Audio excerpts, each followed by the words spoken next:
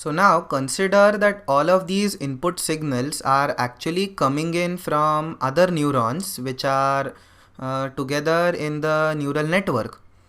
This video is brought to you by OppiPies Academy. Okay, so now let's say for the sake of simplicity or for the sake of explanation, our neuron in its output can only have two stages.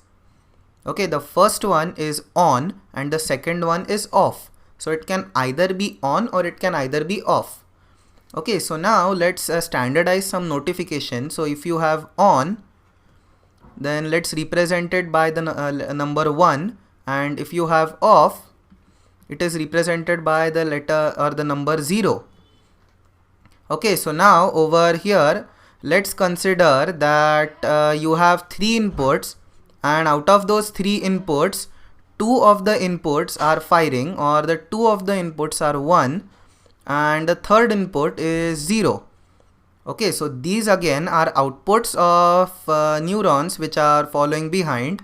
So let's draw it over here. So let's say this is the neuron, and then you basically have the output coming over here, and this is a 1. Okay, so this is a 1, and now there is a term when you are working with neurons, and it is called a weight. Okay, so now we are kind of done simulating the natural part which happens inside the human body, and now to efficiently simulate the working inside a computer program, you have to add in some values.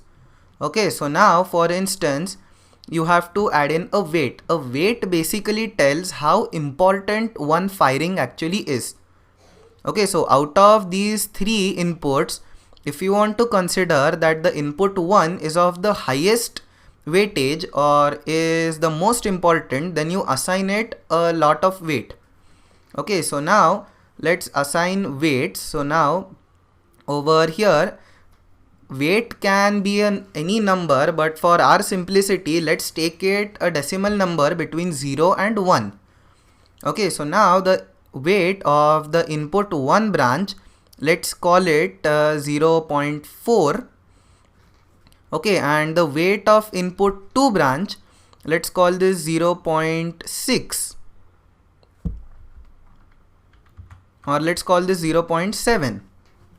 Okay, and now let's say we have a weight over here as well of 0.3. Okay, and now notice that only these 2 neurons are firing and this one is not, but we have weights to all of these neurons, all of these connections. Okay, so now the reason over here is that you can have multiple input cases. So weights have to be fixed, and then you have multiple input cases. So you have, let's say, a series of on-off switches over here, and then you have corresponding outputs. Okay, so now let's say we have a simple rule to calculate the output based on the input values.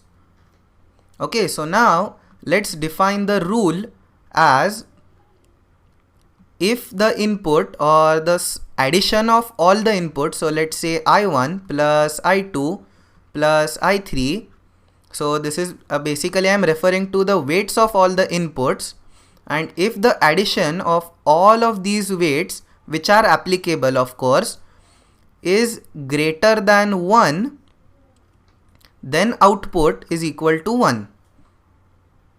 Okay, or output is equal to 0. Okay, so now let's recap what we have done over here. So now if the addition of all of the weights which are firing of course is greater than 1, then the output is equal to 1. So which means that then this neuron is firing. Okay, and if the addition is less than 1, which is the OR case, then we have the output equal to 0, which means that the neuron is not firing. Okay, so let's focus on this case. So now let's look at the input equation.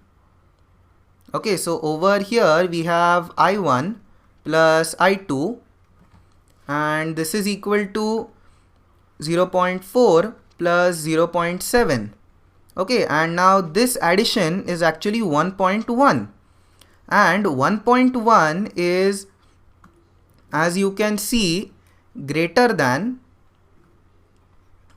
1, and thus this neuron will be firing. And so now we can actually establish that output 1 is equal to 1, and so is output 2. Okay, so this basically means that according to these values, the neuron is firing. Okay, so now consider another case where you have, okay, so now you have this neuron. Okay, let's take another color. So now you have this neuron and this one firing, and this one is not. Okay, so now over here, let's again calculate the sum of the inputs. So now only I1 and I3 are relevant because they are firing. So now what we have to do is we have to do I1 plus I3, and this is equal to 0.4 plus 0.3, and this is equal to 0.7. And 0.7 is, as you can see, less than 1. And thus in this case the neuron will be off, or the neuron will not fire. And that is why you will have output 1 equal to output 2 equal to 0.